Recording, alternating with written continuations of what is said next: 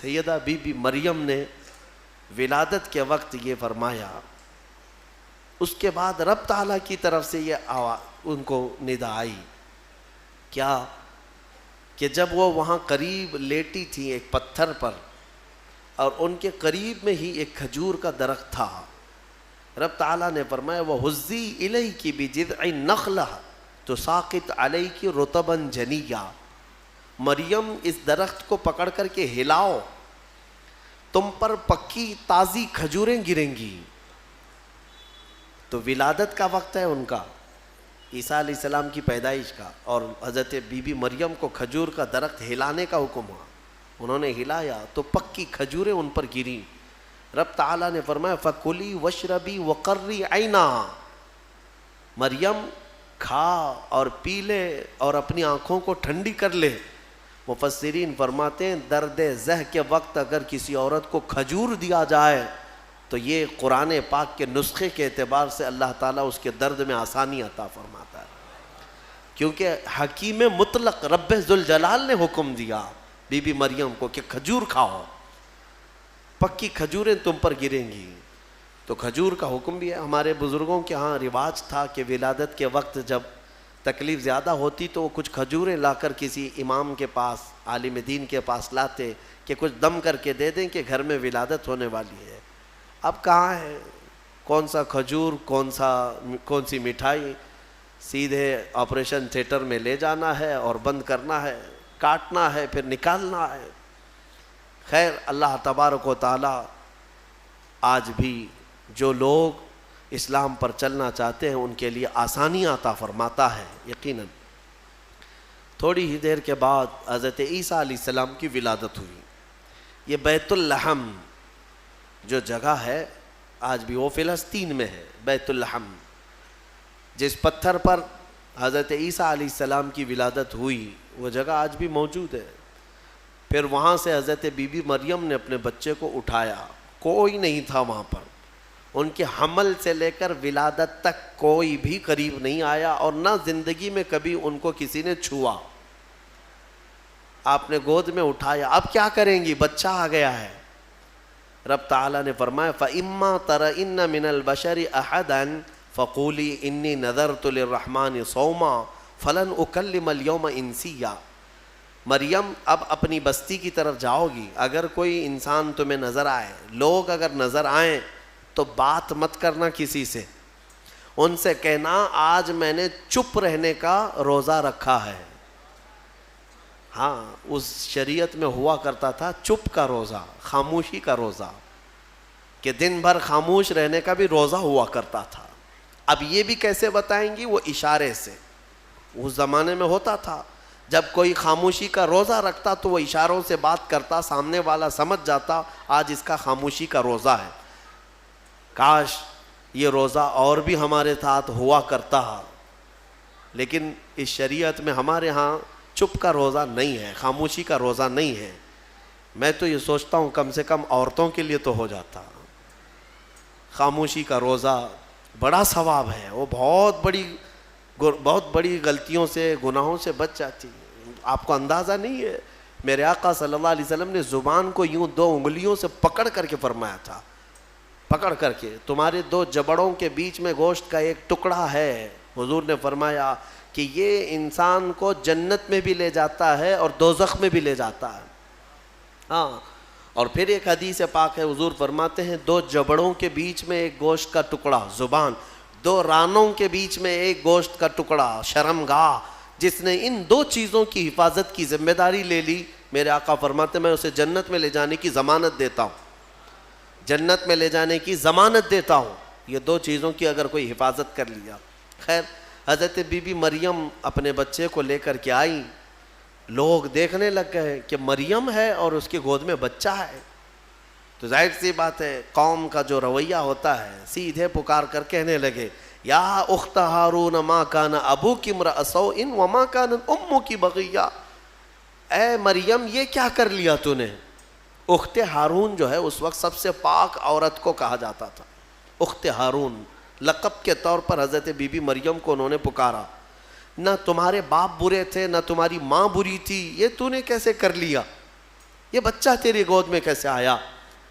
فاشارت الیہ، انہوں نے اشارہ کیا اپنے بچے کی طرف، کیونکہ اللہ تعالیٰ کا حکم تھا اگر کوئی بات کرے تو بات مت کرنا، اپنے بچے کی طرف اشارہ کر دو۔ آج میں خاموشی کا روزہ ہوں، اشارہ کیا اپنے گود والے بچے کی طرف، 1 دن کا بچہ ہے، تو لوگ بول پڑے کہ تو اس کی طرف اشارہ کر رہے، قالوا کیف نکلم من کان فی المہد صبیا، ہم کیسے بات کریں اس سے جو آج گود میں ہے تیرے، آج کا بچہ ہے۔ قرآن میں ہے جب وہ لوگ بحث کر رہے تھے، قال انی عبد اللہ آتانی الکتاب وجعلنی نبیا، ابھی وہ بحث کر رہے تھے، عیسیٰ علیہ السلام گود سے ہی بول پڑے۔ کیا بولے؟ بولنے لگے اے لوگوں میں اللہ کا بندہ ہوں، انی عبداللہ، اللہ نے مجھے کتاب عطا کیا ہے، وجعلنی نبیا، اور نبی بنا کر بھیجا ہے، وجعلنی مبارکن اینما کنت، اور جہاں میں رہوں گا برکت کا ذریعہ بنوں گا، اور اللہ تعالیٰ نے مجھے نماز کا اور زکوٰۃ کا حکم دیا ہے، اور میری والدہ کے ساتھ اچھائی کا سلوک کرنے، حسن سلوک کرنے کا حکم دیا ہے۔ اور پھر آخر میں عیسیٰ علیہ السلام اس جملے پر اپنی بات ختم کرتے ہیں، کون سا جملہ؟ والسلام علی یوم ولدت و یوم اموت و یوم ابعث حیا، سلامتی ہو اس دن پر جس دن میں پیدا ہوا اور جس دن میرا انتقال ہوگا اور جس دن مجھے اٹھایا جائے گا۔ اتنا بات کیا حضرت عیسیٰ علیہ السلام اور پھر خاموش ہو گئے۔ یہ معجزہ نہیں تو اور کیا ہے؟ گود کا آج کا بچہ اتنا وسیع انداز میں بول پڑا، تبھی جا کر کے قوم کی زبان چپ ہو گئی کہ یہ جو آیا ہے مریم کی گود میں یہ کوئی معمولی چیز نہیں ہے۔ ظاہر سی بات ہے جب رب تبارک و تعالیٰ کسی چیز کو بھیجتا ہے تو نشانیوں کے ساتھ بھیجتا ہے۔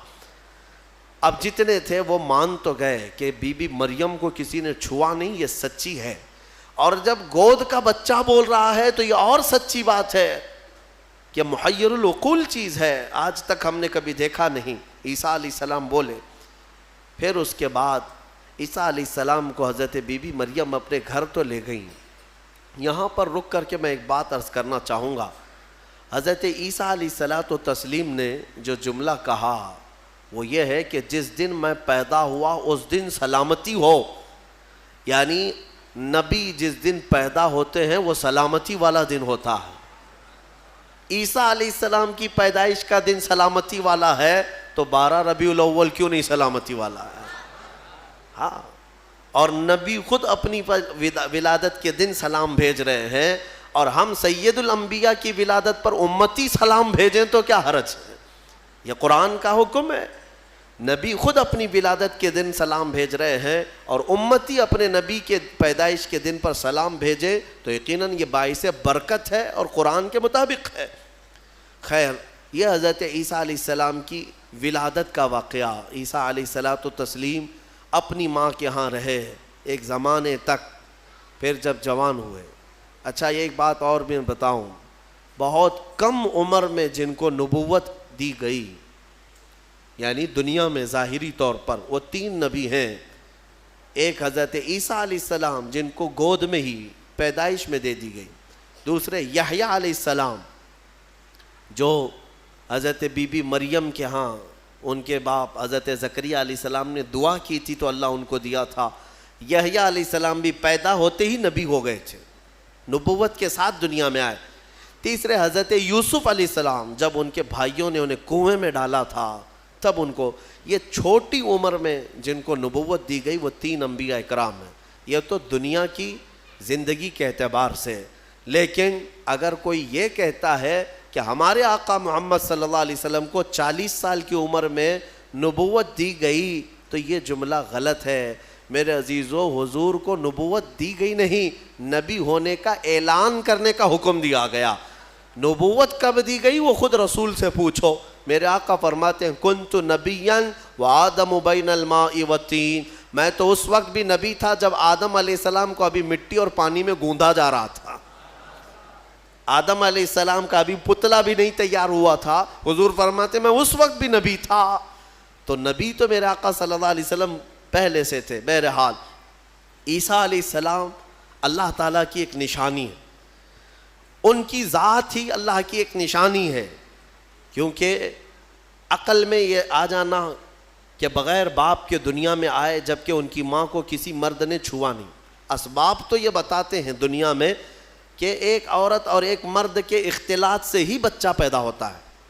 دنیا میں بچے کی ولادت ایک مرد اور ایک عورت کے ملنے سے ہی ہوتی ہے، لیکن یہاں عیسیٰ علیہ السلام کی ولادت میں کوئی مرد کا اختلاط نہیں. تو عام انسانوں کے دماغ میں یہ بات نہیں آتی. تو اسباب کی طرف دیکھنے والا انکار کرتا ہے، اور خالق اسباب کی طرف جو توجہ کرتا ہے وہ انکار نہیں کرتا، کیونکہ اسباب تو یہ بتاتے ہیں کہ ایک روٹی کھانے کے لیے کئی منزلوں سے سفر کرنا پڑتا ہے، لیکن میرا رحمان چاہے تو سیدھے آسمان سے دسترخوان بھی اتار سکتا ہے. ہاں، یہ اس سے بھی زیادہ تعجب کی بات میں آپ کو بتاؤں، اس سے بھی زیادہ تعجب کی بات، صالح علیہ السلام اللہ کے نبی ہیں، ان کی قوم بڑی سرکش تھی، نافرمان تھی، اور پتھروں کی پوجا کرتے تھے اور پتھروں کے گھر بناتے تھے انہیں تراش تراش کر کے. حضرت صالح علیہ السلام نے ان کو اللہ کی طرف بلایا تو وہ نشانی مانگنے لگے، کوئی نشانی بتاؤ کہ تم اللہ کے رسول ہو. تو اس زمانے میں پتھروں کے لیے ان کا بڑا مسئلہ تھا کہ پتھروں کی عبادت بھی ہے، پتھروں کے گھر بھی بناتے تھے. حضرت صالح علیہ السلام نے اپنی قوم کو ایک جگہ جمع کیا اور ایک پتھر کو، پہاڑ کا ایک پتھر ہے، اس پتھر کو حکم دیا. تو اللہ تعالیٰ نے اس پتھر کے اندر سے ایک اونٹنی پیدا فرمائی، ناقۃ اللہ، اس کو اللہ کی اونٹنی. اب مجھے بتاؤ کیا یہ عقل تسلیم کرے گی کہ ایک اونٹنی کو پیدا ہونے کے لیے اس کے بھی تو ماں باپ ہونے چاہیے، وہ بھی کسی اونٹنی کی پیٹ سے پیدا ہوگی؟ لیکن اتنا محیر العقول واقعہ کہ پتھر اور اونٹنی کا کیا میل. ہاں، یہ بھی بات سمجھ میں آ سکتی ہے کہ ہاتھی کے ہتھنی کے پیٹ سے کوئی اونٹنی پیدا ہو گئی، یا کسی جانور کے پیٹ سے کوئی دوسرا جانور پیدا ہو گیا، کچھ قریب تو سمجھ میں آتا ہے. لیکن پتھر کے اندر سے اونٹنی پیدا ہونا یہ سمجھ میں آتا ہے؟ اللہ تبارک و تعالیٰ جب اپنی نشانیاں دکھانا چاہتا ہے تو اسی طرح کی معجزے اپنے نبیوں کو دیتا ہے اور ظاہر کرتا ہے تاکہ لوگ ان اللہ کے نبیوں کی حقانیت کو تسلیم کریں. اسی لیے ہم کہتے ہیں کہ پتھروں سے پانی کا جاری ہونا سمجھ میں آتا ہے. اگر تم پیاسے ہو، ہم نے کہیں پتھر میں سوراخ کر دیا اور پانی بہنے لگ گیا تو آپ پانی پی لیں گے، ہو سکتا ہے تھوڑا بہت تعجب کریں گے، تھوڑا بہت تعجب کریں گے، ہاں انہوں نے پتھر سے پانی نکال دیا. لیکن دماغ میں تمہاری یہ تو ہے کہ بہت سارے پہاڑوں میں دیکھا ہے ہم نے پتھروں کے بیچ سے پانی بہتا ہے. لیکن محمد الرسول اللہ صلی اللہ علیہ وسلم کے صحابہ جب پیاسے ہوئے تو پتھر سے میرے آقا نے نہیں، انگلیوں کے بیچ سے پانی جاری کر کے دکھایا ہے. سمجھ میں آتی ہے یہ بات؟ پتھر سے نکلنا تو سمجھ میں آتا، انگلیوں سے نکلنا، اور انگلیوں سے میرے عزیزو پسینہ نہیں کہ 2 بوند 4 بوند نکل گیا ہو پانی اور اس کو جمع کر لیا ہو، بلکہ صحابہ فرماتے ہیں اس وقت مجمع میں 1400 صحابہ تھے اور سارے صحابہ نے پیٹ بھر کر پانی پیا. پنجاب رحمت حضور کی انگلیوں سے جو نکلے اس پانی سے سارے صحابہ 1400 صحابہ نے پانی پیا، اپنے مویشیوں کو، جانوروں کو پلایا، اپنے برتنوں میں اور اپنے مٹکوں میں سب بھر بھی لیا. اور صحابی فرماتے ہیں اس وقت اگر ہم 10,000 بھی ہوتے تو وہ پانی کم نہ ہوتا، اس سے زیادہ کی تعداد بھی ہو. یہ جو معجزے ہیں اللہ تبارک و تعالیٰ کے، یہ نبیوں کے لیے دیے جاتے ہیں، اور یہ نشانیاں حضرت عیسیٰ علیہ الصلوۃ والتسلیم اللہ رب العزت کی کھلی نشانی تھے. اب آگے میں بتاتا ہوں. ایک تو ان کی پیدائش ہی نشانی ہے، ان کی ولادت ہی ایک نشانی ہے. لیکن جب آپ جوان ہوئے ہیں اور لوگوں کو اللہ کی طرف بلائے، ایک خدا کی دعوت، اس کے باوجود لوگ نشانیاں پوچھتے رہے، کیونکہ وہ یہودیوں کی جماعت میں آئے تھے. بنی اسرائیل میں حضرت عیسیٰ علیہ السلام پیدا ہوئے، اس وقت یہودی تھے، اور یہودی نافرمان قوم اکثر نبیوں کو جھٹلایا کرتے، یہاں تک کہ نبیوں کا قتل بھی کرنے میں ان کا بڑا ہاتھ رہا ہے. یہودیوں نے تقریباً 10,000 نبیوں کو قتل کیا ہے. ہاں، ہم اللہ کے نبیوں کو، قرآن صاف کہتا ہے وَيَقْتُلُونَ النَّبِيِّينَ بِغَيْرِ حَقٍّ، وَيَقْتُلُونَ الْأَنْبِيَاءَ بِغَيْرِ حق، نا حق یہ نبیوں کو قتل کیا کرتے تھے یہ یہودی، کیونکہ ان کی طبیعت کا اگر مسئلہ نہیں ملتا تو نبی کو مار دیتے. ان کو اپنی طبیعت کا مسئلہ چاہیے ہوتا، شریعت ان کو ویسی چاہیے جیسا وہ چاہیں.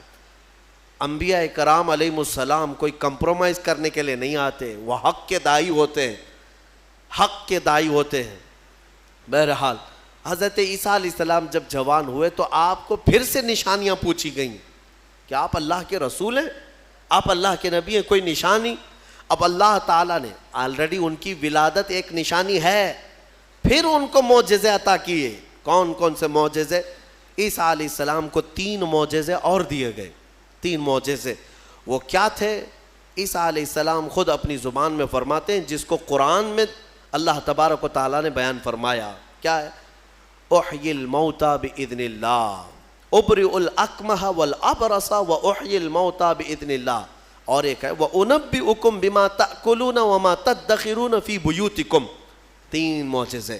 توجہ چاہتا ہوں، عیسیٰ علیہ السلام کو 3 معجزے دیے گئے. پہلا معجزہ، کوڑ کی بیماری والے، سفید داغ والے کوئی بھی بیمار آئیں، عیسیٰ علیہ السلام اپنا ہاتھ رکھتے تو صحیح ہو جاتا. ابرئ الاکمہ والابرص، کوڑ والا، سفید داغ والا، یہ بیمار اگر حضرت عیسیٰ علیہ السلام کے پاس آتا تو آپ اس کو ہاتھ پھیر دیتے تو اس کی بیماری ختم ہو جاتی. دوسرا معجزہ، وَأُحْيِي الْمَوْتَى بِإِذْنِ اللَّهِ، کہتے ہیں کہ میں مردوں کو اللہ کے حکم سے زندہ کر دیتا ہوں. عیسیٰ علیہ السلام فرما رہے ہیں.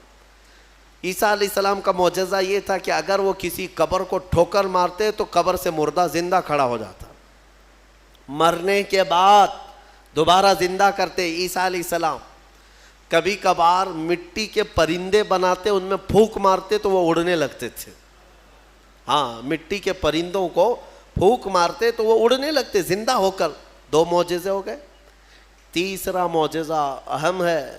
عیسیٰ علیہ السلام فرماتے ہیں وَأُنَبِّئُكُمْ بِمَا تَأْكُلُونَ وَمَا تَدَّخِرُونَ فِي بُيُوتِكُمْ، تم اپنے گھروں میں بیٹھ کر جو کچھ بھی کھاتے ہو اور جمع کرتے ہو، عیسیٰ علیہ السلام فرماتے میں یہیں بیٹھ کر کے سب بتا دیتا ہوں، ساری چیزوں کی میں خبر دیتا ہوں.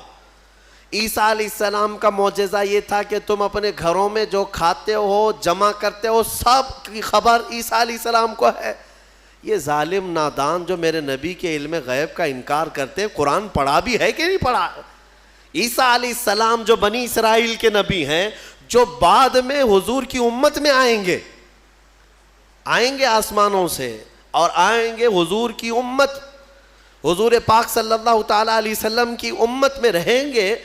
اب اندازہ کرو، انہیں اللہ تعالیٰ نے اتنا علم غیب دیا تو کیا میرے رسول کو غیب کا علم نہیں ہوگا؟ ہمارا تو عقیدہ یہی ہے، ہمارا موقف یہی ہے. میرے آقا مدینے میں ہو کر ہماری مسجد کا بھی ملاحظہ فرما رہے ہیں. ہاں، وہ پوری دنیا کو ایسے دیکھتے ہیں جیسے اپنے ہتھیلی کو دیکھتے ہیں. خود میرے آقا نے فرمایا، مسلم شریف کی حدیث ہے، اللہ کے حبیب فرماتے ہیں ان اللہ زوى لی الارض، اللہ نے پوری روئے زمین کو میرے لیے سمیٹ دیا ہے، اور میں پوری روئے زمین کو ایسے دیکھتا ہوں جیسے ہتھیلی کو دیکھتا ہوں. 3 معجزے ہیں عیسیٰ علیہ السلام کی، یاد رکھیے گا. اب میرا سوال بھی سن لیجئے توجہ کے ساتھ. ایک ہے وہ کوڑ کی بیماری اور برس کی، سفید داغ کی بیماری والے کو ہاتھ رکھتے تو کیا ہو جاتا؟ صحیح ہو جاتا. حاضر ہے آپ کا دماغ؟ بہت اہم چیز. دوسری چیز ہے مرے ہوئے آدمی کو ٹھوکر مار کر زندہ کر دیتے تھے. چلے 2 ہی پر ہم بات کرتے ہیں. یہ بیماریوں سے شفا دینا کس کا کام ہے؟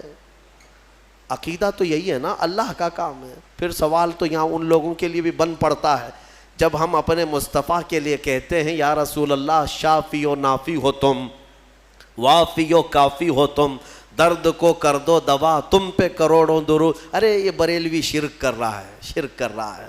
رسول کو کہہ رہا ہے شافی ہیں، رسول کو کہہ رہا ہے کافی ہیں. رسول شفا دیں گے؟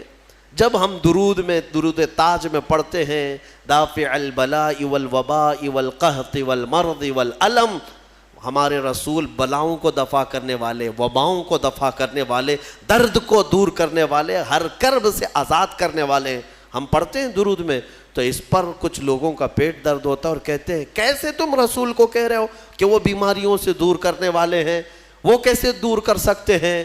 ان سے میرا سوال یہ، قرآن کی کوئی آیت پڑھا بھی ہے یا نہیں؟ عیسیٰ علیہ السلام خود کہہ رہے ہیں کوڑ کی بیماری اور برس کی بیماری والے کو میں ہاتھ رکھ دوں تو صحیح ہو جاتا ہے. عیسیٰ علیہ السلام ہاتھ رکھ دیں تو صحیح ہو جاتا ہے. اچھا اس سے بھی بڑی چیز، زندگی دینا اللہ کا کام، موت دینا اللہ کا کام، یہ اللہ تبارک و تعالیٰ کی قدرت میں ہے. اور مرنے کے بعد دوبارہ اٹھانا یہ تو اور بڑی بات ہے، یہ اللہ کی قدرت میں ہے. اور وہ کام عیسیٰ علیہ السلام کہہ رہے ہیں کہ میں مردوں کو زندہ کرتا ہوں. میرے عزیزو، اب یہ شرک نہیں ہوا؟ عیسیٰ علیہ السلام کے بارے میں اگر کوئی عقیدہ رکھے گا کہ وہ مردوں کو زندہ کرتے تھے تو شرک ہو جائے گا. کچھ لوگوں کے فتوے کے حساب سے تو شرک ہے، کیونکہ وہ رسول کے واقعات کو نہیں مانتے. غوث پاک نے اگر کسی مردے کو زندہ کیا تو کہتے ہیں یہ جھوٹی کہانیاں ہیں. ہاں یہ کیسے ہو سکتا ہے؟ یہ صرف اور صرف اللہ رب العزت کا کام. پھر قرآن جو عیسیٰ علیہ السلام کے بارے میں بتا رہا ہے، کیا عیسیٰ خدا ہیں؟ عیسیٰ علیہ السلام خدا ہے؟ یہاں ایک نقطہ سمجھ کر کے چلو.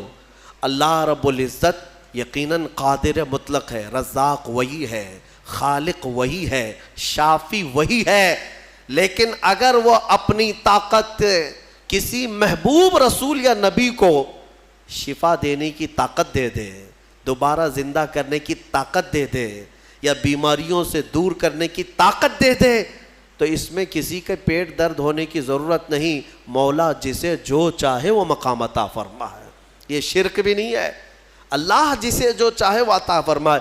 اسی لیے ہمارا موقف یہ ہے الحمدللہ کہ ہم مانتے ہیں کہ رسول پاک صلی اللہ تعالیٰ علیہ وسلم بیماریوں کو دور کرتے تھے، لیکن ہم انہیں خدا نہیں مانتے. جیسے عیسیٰ علیہ السلام اللہ کی عطا سے بیماروں کو شفا کرتے تھے، میرے مصطفیٰ بھی اللہ کی عطا سے بیماروں کو شفا کرتے ہیں. اور اسی لیے ہم مانگتے بھی ہیں میرے آقا کی بارگاہ میں. ہمیں بزرگوں نے سکھایا ہے. بلکہ ایک حدیث بھی میں آپ کو بتا دوں. ایک صحابی آئے اور ان کے بھائی کا پیٹ درد کر رہا تھا، بہت تکلیف تھی. حضور کے پاس آئے، کہا یا رسول اللہ میرے بھائی کا پیٹ بہت درد کر رہا ہے. ڈاکٹر نہیں تھا کیا مدینے میں؟ کوئی طبیب نہیں تھا. وہ صحابی حضور کے پاس کیوں آئے؟ اس لیے کہ صحابہ کو معلوم تھا کہ یہ شفا خانہ ہے، یہاں سے جو حکم ہوگا اس میں شفا ہے. حضور اکرم صلی اللہ تعالیٰ علیہ وسلم نے فرمایا جاؤ اپنے بھائی کو شہد چٹاؤ، اسقیہ عسلا، اسے شہد چٹاؤ. وہ گئے، شہد چٹایا تو جلاب لگ گئے، یعنی بہت زیادہ لوز موشن شروع ہو گئے. وہ دوسرے دن بھاگے آئے، کہا میں نے تو کل شہد چٹایا لیکن وہ زیادہ اس کا درد بڑھ گیا اور موشن شروع ہو گئے، یعنی جلاب ہو گئے، دست آ رہے. تو حضور پاک صلی اللہ علیہ وسلم نے دوسرے دن پھر کیا دوا فرمائی؟ کہا اسقیہ عسلا، جاؤ اس کو پھر شہد چٹاؤ. پھر سے شہد چٹاؤ. ایک دوا سے اگر فائدہ نہ ہو تو آپ پھینک دیں گے. اور وہ صحابی دوسرے دن پھر گئے، اپنے بھائی کو کہا آج پھر شہد کھاؤ. پھر انہوں نے شہد کھایا تو آج تو ایسا ہوا کہ ان کا بستر خراب ہو گیا، اٹھنے بیٹھنے کی طاقت نہیں تھی، اتنے زیادہ دست ہونے لگے. شہد جیسی کھا رہے بڑھتا جا رہا ہے. تو کوئی آ کے یہ تو کہہ سکتا تھا کہ ریئیکشن ہو رہا ہے دوا بدل دیں. تیسرے دن آئے وہ صحابی، کہا یا رسول اللہ اب تو اور حالت بری ہو گئی، بہت زیادہ تکلیف پہ ہے. تیسرے دن میرے آقا صلی اللہ علیہ وسلم نے فرمایا جا اپنے بھائی کو شہد چٹا.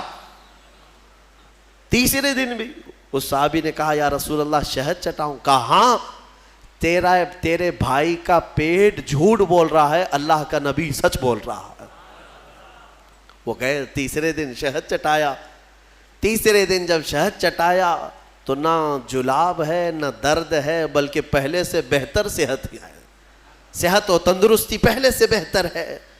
وہ آئے میرے عزیزوں، کہنا یہ تھا کہ حضور پاک صلی اللہ تعالیٰ علیہ وسلم نے پھر ارشاد فرمایا کہ تمہارے بھائی کو شہد کی جو تجویز کی گئی تھی وہ اللہ تبارک و تعالیٰ کے حکم سے ہے. کہ شہد میں اللہ نے شفا رکھا ہے. اب وہ گڑبڑ کیوں ہو رہی تھی؟ ایک بار چٹانے کے بعد دودھ اور گڑبڑ. شیطان اس طرح سے کرواتا ہے تاکہ تمہارا عقیدہ رسول کی بات پر نہ رہے, اور اگر تم جمے رہ گئے اسی بات پر تو شفا تو اللہ ہی کی طرف سے آئے گی. بسا اوقات ایسا ہوتا ہے کہ کچھ لوگ ہم سے آ کر کے کہتے ہیں کہ حضرت کوئی وظیفہ دے دیجئے. وظیفہ دیے, جو کام تھا وہ بھی چھوٹ گیا. آپ نے جو دیا اس سے ریئیکشن ہو گیا ہے. اکثر لوگوں کو ایسا لگتا ہے ہمارے پاس وظیفہ لیتے ہیں, تعویذ لیتے ہیں, 2 دن کے بعد پھر بولتے ہیں کہ حضرت ابھی تک کچھ ہوا نہیں ہے. تو کیا ہمارے پاس موسیٰ علیہ السلام کی چھڑی ہے کہ ابھی ماریں گے تمہاری دکان کھل جائے گی, بازار میں تمہارا انبار لگ جائے گا؟ صبر بھی تو کوئی چیز ہے. آپ جن چیزوں کو تجویز کیا جاتا ہے علماء ربانیین کی طرف سے احادیث کے ذریعے سے, اس پر صبر ہوگا, اللہ تبارک و تعالیٰ تمہیں آزمائے گا, اور اگر تم کھرے اتر گئے تو انشاءاللہ ساری برکتیں تمہیں اللہ عطا فرمائے گا. ایک چیز دوسری, ایک صحابی آئی حضور کے پاس, ان کا بیٹا گونگا تھا, بولتا نہیں تھا, 8 سال کا یا 9 سال کا بچہ تھا, پیدائشی, بولتا نہیں تھا. حضور کے پاس لائی اور کہا کہ حضور یہ میرا بچہ بولتا نہیں ہے, اسے کچھ فرما دیں. بولنے کی طاقت دینا اللہ کا کام ہے. وہ صحابیہ حضور کے پاس کیوں آئی؟ شرک کرنے آئی تھی؟ نعوذ باللہ من ذالک. صحابہ کا عقیدہ یہی تھا, بخدا خدا کا یہی ہے در, جو بریلی کے امام نے ہمیں سکھایا ہے. بخدا خدا کا یہی ہے در, نہیں اور کوئی مفر مقر, جو وہاں سے ہو یہیں آ کے ہو, جو یہاں نہیں تو وہاں نہیں. ہاں, وہ آئی اور حضور کے پاس لے آئی. حضور پاک صلی اللہ تعالیٰ علیہ وسلم نے ان کو, اس بچے کو کیا دعا دی, کیا دوا دی, کیا وظیفہ دیا؟ کچھ نہیں. سامنے بٹھایا, بچہ سامنے آیا, رسول کریم صلی اللہ تعالیٰ علیہ وسلم نے اس بچے کا نام لے کر کے کہا کہ قل من انا, اے بچے بول میں کون ہوں. سوال حضور نے فرمایا, وہ گونگا پیدائشی بول پڑا, اشہد انک محمد رسول اللہ, میں گواہی دیتا ہوں کہ آپ محمد اللہ کے رسول ہیں. مجھے بتاؤ, اسی لیے ہمارے امام اعلی حضرت فاضل بریلوی رضی اللہ تعالیٰ عنہ نے فرمایا ہے, آنکھ عطا کیجئے اس میں ضیاء دیجئے, جلوہ قریب آ گیا تم پہ کروڑوں درود. ہم مانگتے حضور کی بارگاہ میں ہیں تو یہ صحابہ کا ہی عقیدہ ہے. میرے عزیزوں, میں نے عیسیٰ علیہ الصلوۃ والتسلیم کے ان واقعات سے یہ ثابت کرنے کی کوشش کی ہے کہ الحمدللہ اہل سنت و جماعت کا جو موقف ہے وہ قرآن و حدیث کے مطابق ہے. کوئی گمراہ نہ ہو اور نہ ہی گمراہیوں میں آئے, الحمدللہ. اب میں یہاں پر بات ختم کرتا ہوں تفسیر کو. عیسیٰ علیہ السلام کے ان معجزوں کو دیکھ کر بہت سے ایمان بھی لائے, اور آپ کی ایک جماعت بڑھتی گئی. آپ کے 4 شاگرد مشہور ہوئے. ویسے آپ کے جو حواریین ہیں, جو اصحاب ہیں, جو آپ کے صحابہ تھے, ان کو حواریین کہا جاتا ہے. وہ 12 لوگ تھے.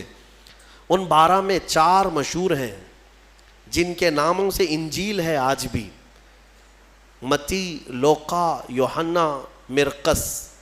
یہ عربی نام ہے, ان کو انگلش میں الگ الگ کہا جاتا ہے, جان, میتھیو. یہ جو بائبل میتھیو, بائبل جان, یہ سب جو ہیں انہی 4 شاگردوں کے نام ہیں. عیسیٰ علیہ السلام کے بڑے فرمانبردار, بڑے وفادار تھے, اور انہی صحابہ سے ان کا دین پھیلا, مذہب عیسائیت, یا جس کو آپ یہ سمجھ لیں عیسیٰ علیہ السلام کا جو دین تھا وہ دین اسلام کے عقائد سے مختلف نہیں تھا. اس دین میں بھی اللہ کو ایک مانا جاتا, اور عیسیٰ علیہ السلام کو اللہ کا بندہ اور ان کا رسول, اللہ کا رسول. یہ دین اسی طرح چلتا رہا اور اسی کی تبلیغ بھی ہوتی رہی. لیکن یہودیوں کو یہ بات نہ بھائی. یہودی اس وقت سے عیسیٰ علیہ السلام پر الزام لگاتے تھے, ان کی ماں کو گالیاں دیتے تھے, بی بی مریم پر تہمت رکھتے تھے, ناپاکی کی تہمت لگاتے تھے یہ یہودی. عیسیٰ علیہ السلام کا ایک وقت ایسا بھی آیا کہ یہودیوں کے نرغے میں, کیونکہ یہودی بڑے ہی فتین اور پلان کرنے والے, منصوبہ کرنے والے لوگ عیسیٰ علیہ السلام کے قتل کا منصوبہ بنا لیا, اور اس قتل کے منصوبے سے وہ آخری دن تھا عیسیٰ علیہ السلام کا, جس گھر میں عیسیٰ علیہ السلام ایک باغیچے میں اپنے شاگردوں کے ساتھ رہے, ان کو تعلیمات دی اور سب کو رخصت کیا اور کہا آج کے بعد میں تم سے ملاقات نہیں کروں گا, تم دین حق پر قائم رہنا. شاگرد سب چلے گئے, عیسیٰ علیہ السلام تنہا گھر میں تھے. یہودیوں کی ایک جماعت آئی قتل کے منصوبے سے, اور سب کے سب ہتھیار سے لیس ہو کر حضرت عیسیٰ علیہ السلام کے گھر کا گھیراؤ کر لیے, اور گھیراؤ کر کے رات کے وقت آپ کو قتل کا منصوبہ تھا, لیکن یہودیوں نے اپنے ایک آدمی کو اندر بھیجا کہ جاؤ دیکھ کر کے آؤ عیسیٰ کیا کر رہے ہیں, کس حالت میں ہے. ایک شخص اندر آیا عیسیٰ علیہ السلام کو دیکھنے کے لیے, یہودیوں کا ایک شخص اندر آیا, اور جیسے ہی وہ اندر آیا قرآن میں مولا فرماتا ہے وَلَكِنْ شُبِّهَ لَهُمْ, یعنی جس کا مفہوم یہ ہے کہ اللہ نے عیسیٰ علیہ السلام کی شکل اس آدمی کو دے دی, اور عیسیٰ علیہ السلام کو آسمانوں پر اٹھا لیا, آسمانوں پر اٹھا لیا. بَلْ رَفَعَهُ اللَّهُ إِلَيْهِ, قرآن میں اللہ فرماتا ہے اللہ نے ان کو اپنی طرف اٹھا لیا. عیسیٰ علیہ السلام آج بھی زندہ ہیں, آسمانوں پر باقی ہیں. اب وہ شخص اندر آیا, بہت دیر تک وہ باہر نہیں آ رہا تھا, تو یہودی باہر جو کھڑے تھے وہ پریشان تھے کہ ہمارا جو آدمی گیا ہے وہ آیا نہیں ابھی تک. اس کے بعد سبوں نے کہا چلو کہاں اس کو دیکھیں گے, حملہ کرتے ہیں. سب کے سب گھس گئے, اور اندر جو شخص تھا وہ عیسیٰ علیہ السلام کی شکل کا دکھ رہا تھا, اسی کو پکڑ کر لائے, اس کو خوب مارا, اور پھر لا کر کے باہر سولی پر چڑھا دیا, سولی پر چڑھا دیا, صلیب پر, اور پھانسی دے دی. پھانسی دینے کے بعد پھر ان کو یاد آیا ہمارا آدمی کہاں گیا جو ڈھونڈنے کے لیے گیا تھا. تو وہ کچھ لوگ تھے جو جانتے تھے پاؤں جو نیچے سے تھے وہ نہیں بدلے تھے, اللہ نے اس کی اصلی شکل پر ہی رکھا تھا. تو کچھ لوگوں نے پاؤں دیکھ کر کے کہا یہ تو ہمارا آدمی ہے, اس کے پاؤں تو ہمارے آدمی کی طرح ہے. لوگوں نے کہا اگر یہ ہمارا آدمی ہے تو پھر عیسیٰ کہاں گئے, عیسیٰ اس گھر سے کہاں گئے, ان کو ہم نے اندر جاتے دیکھا ہے, اندر ہم نے گھیرا کیا ہے, وہ کہاں گئے. اسی شک میں رہ گئے یہ عیسیٰ ہے کہ ہمارا آدمی ہے. کچھ کہتے ہمارا آدمی ہے, کچھ کہتے نہیں عیسیٰ ہے. اسی چکر میں رہ گئے یہ لوگ, ان کو پتہ ہی نہیں تھا کہ عیسیٰ علیہ السلام کہاں گئے. ظاہر سی بات ہے عیسیٰ علیہ السلام جب آسمانوں پر اٹھا لیے گئے, اب اگر یہ خبر کوئی دے گا تو کوئی اللہ کا نبی ہی دے گا نا, کوئی نبی ہی دے گا, غیب کی خبر کون دے گا. اور اتفاق کی بات عیسیٰ علیہ السلام کے آسمانوں پر اٹھائے جانے کے بعد سے لے کر 550 سال تک کوئی نبی نہیں آیا. اس کے بعد اگر کوئی نبی آیا تو ہمارے آقا محمد صلی اللہ علیہ وسلم آئے, صرف حضور آئے 570 سال کے بعد. میں آپ کو بتاتا ہوں ان یہودیوں کے چکر کو اور عیسائیوں کے چکر کو بھی, عیسائی بیچارے ان کو خود کو بھی نہیں معلوم تھا کہ ہمارے نبی کہاں ہیں. بعض کا عقیدہ یہ بن گیا کہ ہمارے نبی کو سولی پر چڑھا دیا گیا, اسی لیے آج بھی وہ لوگ سلیب ڈال کر کے گھومتے رہتے. ایک جماعت اس میں یہ بن گئی, ایک جماعت یہ کہنے لگی ہمارے نبی کو یہودیوں نے سلیب پر چڑھا دیا, پھانسی پر چڑھا دیا, اور اس پر پھر عقیدے گڑنے لگ گئے. عقیدے کیا کیا گڑ لیا کہ ہمارے نبی نے جو پھانسی پر چڑھ کر کے قربانی دی ہے, بلیدان دیا ہے, وہ ہم سب کے گناہ معاف کرانے کے لیے قربانی دی ہے. تو اب یہ جتنے چاہے گناہ کرتے رہے, خوب شراب پئیں, خوب ناچیں, کیونکہ وہ سولی پر چڑھ کر کے سب معاف کرا دیے. یہ ایک جماعت نے اس میں عقیدہ گڑھ لیا, اور عیسائیوں کی ایک جماعت اسی پر چلتی رہی. ایک جماعت پھر بھی حق پر رہی جو عیسیٰ علیہ السلام کے چاروں شاگرد تھے. انہوں نے کہا نہ ہمارے نبی کو سولی پر چڑھایا گیا ہے, نہ ہمارے نبی نے ہمارے لیے قربانیاں دی ہیں, یعنی کہ وہ پھانسی پر چڑھ کر کے سب کے گناہ معاف کرائے, بلکہ ان کا عقیدہ تھا کہ اللہ رب العزت نے عیسیٰ علیہ السلام کو اپنے جلوں میں رکھا ہے. وہ کہاں ہے وہ اللہ بہتر جانے اور عیسیٰ جانے. ایک وقت آئے گا جب عیسیٰ کی حقیقت لوگوں کو معلوم ہوگی. یہ ایک حق جماعت ہمیشہ کہتی رہی اور اسی پر وہ لوگ باقی رہے. پھر اس میں فرقے بھی ہوئے, عیسائیوں میں بہت سارے فرقے بھی ہوئے, 70 سے زیادہ فرقے ہوئے, الگ الگ عقیدے. اور یہ فرقے بھی کس نے بنائے؟ یہودیوں نے بنائے. ان کے اندر گھس کر کے الگ الگ ان کے دماغ چینج کیے. پھر ٹرائنیٹی کا عقیدہ آ گیا کچھ عیسائیوں میں کہ عیسیٰ خدا کے بیٹے ہیں, مریم خدا کی بیوی ہے. کچھ لوگوں کا عقیدہ یہ بنا. پھر کچھ لوگوں کا عقیدہ بنا کہ 3 خدا ہیں, ایک خدا اللہ, ایک خدا جبرائیل, ایک خدا عیسیٰ. آج بھی کچھ لوگ ہیں اس میں, پروٹسٹ ہیں, کیتھولک ہیں اور آرتھوڈاکس ہیں. یہ سب جو فرقے بنے سب میں تھوڑا تھوڑا سا فرق ہے عیسیٰ علیہ السلام کو ماننے کے لیے. بعض کہتے ہیں گاڈ ہے, فادر ہے, اور پھر یہ سن ہے اور میری ہے, یہ 3 خدا ہے. ٹرائنیٹی کے عقیدے بنے. اب میں آپ کو بتاتا ہوں, یہ میرے آقا صلی اللہ تعالیٰ علیہ وسلم کا احسان ہے پورے یہودیوں پر بھی اور عیسائیوں پر بھی, کیونکہ یہ جھگڑا کرتے رہے 500 سال تک. اتنا قتل کیا ہے عیسائیوں نے یہودیوں کا اور یہودیوں نے عیسائیوں کا. 500 سال اتنے قتل ہو گئے جس کا شمار نہیں کر سکتے. پورا فلسطین خون میں نہا جاتا تھا جنگوں میں. یہ دونوں جماعتیں لڑتی تھیں. وہ الزام لگاتے ان کی ماں پر اور یہ یہودیوں پر الزام لگاتے. اور قرآن بھی کہتا ہے وقالت الیہود لیست النصارى علی شیء وقالت النصارى لیست الیہود علی شیء. دونوں کہتے تھے. عیسائی کہتے تھے یہودی کوئی چیز ہی نہیں ہے, اور یہودی کہتے عیسائی کوئی چیز ہی نہیں ہے. دونوں لڑتے تھے. 570 سال کے بعد میرے آقا صلی اللہ علیہ وسلم جب جلوہ بار ہوئے اور پھر میرے آقا پر قرآن کی آیتیں اتری اور سورہ مریم اتری, تب میرے آقا نے علل اعلان فرمایا کہ اے لوگوں مریم پر تہمت نہ رکھو, وہ اللہ کی سب سے پاک باز بندی ہیں. عیسائیوں کو احسان ماننا چاہیے میرے آقا کا کہ حضرت بی بی مریم کی طہارت پوری دنیا میں اگر عیسیٰ علیہ السلام کے بعد کسی نے بیان کی ہے تو میرے مصطفیٰ نے بیان کیا. ہاں, اور دوسری بات, حضرت عیسیٰ علیہ السلام کہاں گئے, کہاں ہے, عیسائیوں کو بھی نہیں معلوم, یہودیوں کو بھی نہیں معلوم. میرے آقا صلی اللہ علیہ وسلم نے قرآن کی وحی اترنے کے بعد لوگوں کو بتایا کہ یہ سب آپس میں اختلاف کرتے ہیں. حقیقت یہ ہے کہ عیسیٰ علیہ السلام کو نہ پھانسی دی گئی نہ سولی پر چڑھایا گیا, بلکہ عیسیٰ علیہ السلام کو اللہ نے آسمانوں پر اٹھایا ہے اور قیامت کے قریب عیسیٰ علیہ السلام پھر دنیا میں نازل ہوں گے. یہ عقیدہ میرے آقا نے دیا. ان عیسائیوں کو تمیز نہیں ہے, انہیں پتہ نہیں ہے, اسلام کی دشمنی میں مرے جاتے ہیں ہاں, اور جال بنتے ہیں. انہیں معلوم ہونا چاہیے کہ اسلام کے آنے کے بعد یہ احسان ہے میرے آقا صلی اللہ علیہ وسلم کا کہ بی بی مریم کی بھی طہارت بیان کی اور عیسیٰ علیہ السلام کی حقیقت بھی بیان کی ہے. اللہ تبارک و تعالیٰ ان گمراہ عقیدوں سے ہماری حفاظت فرمائے. ہمیں سورہ فاتحہ میں مولا نے جو سنایا ہے, سکھایا ہے, وہ یہی ہے اہدنا الصراط المستقیم. دعا کرتے نا, اے اللہ ہمیں سیدھا راستہ چلا, اے اللہ ہمیں سیدھا راستہ چلا. کون سا سیدھا راستہ؟ صراط الذین انعمت علیہم, وہ راستہ جس پہ چلنے والوں پر مولا تو نے انعام نازل فرمایا. غیر المغضوب علیہم ولا الضالین, اے اللہ ان لوگوں کا راستہ نہ چلا جو بھٹک گئے اور جن پر تیرا غضب نازل ہوا. اب تفسیر پڑھیں گے تو آپ کو پتہ چلے گا کہ یہ دونوں کون ہیں جن پر اللہ کا غضب ہوا اور جو بھٹک گئے. جن پر غضب ہوا وہ یہودی ہیں اور جو بھٹک گئے وہ عیسائی ہیں.